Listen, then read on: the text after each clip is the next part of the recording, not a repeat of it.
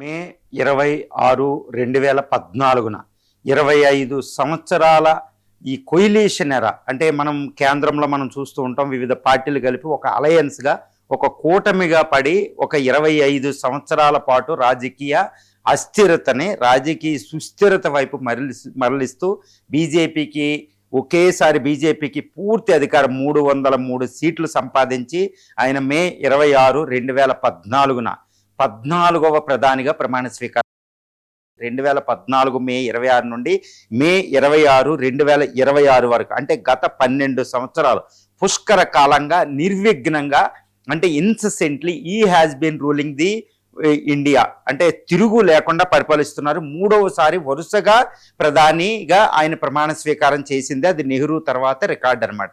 12 సంవత్సరాల కాలంలో భారతదేశంలో ఒక పరిణామం, విజయాల కోసం మాట్లాడుకుంటే మాత్రం ఒక పరిణామ క్రమం మొత్తం 79-80 సంవత్సరాల భారత స్వతంత్ర చరిత్రలో ఈయనకంటూ ఒక సుస్థిర స్థానాన్ని మోడీ ఏర్పాటు చేసుకోవడం జరిగింది. 12 సంవత్సరాలు పుష్కర కాలం అంటే ఇట్స్ నాట్ ఏ సింపుల్ అండి.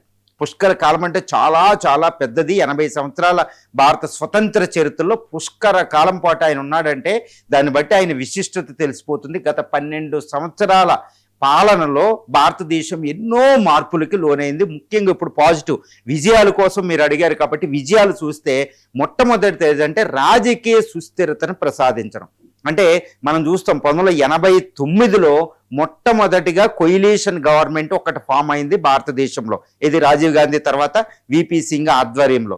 తర్వాత ప్రతి సంవత్సరం ప్రతి 2 సంవత్సరాలకు ఒక ప్రధాని మారడం, ఎప్పటికప్పుడు రాజకీయ అస్థిరత, అసలు ఏంటి తరువాన్ని భారతదేశం ఏం చేయాలి, ప్రజాస్వామ్యం విఫలమైందా అనే టైప్లో వచ్చేసింది అనమాట. ఇలా 1/4 సెంచరీ 25 సంవత్సరాల అస్థిరత కలిగిన ఈ కొయిలీషన్ ఎరాని తర్వాత ఆయన సుస్థిరత వైపు మలిచి అద్భుతమైన ప్రభుత్వాన్ని అందిస్తున్నాడు అనమాట. అది పెద్ద విజయంగా మనం చెప్పుకోవచ్చు.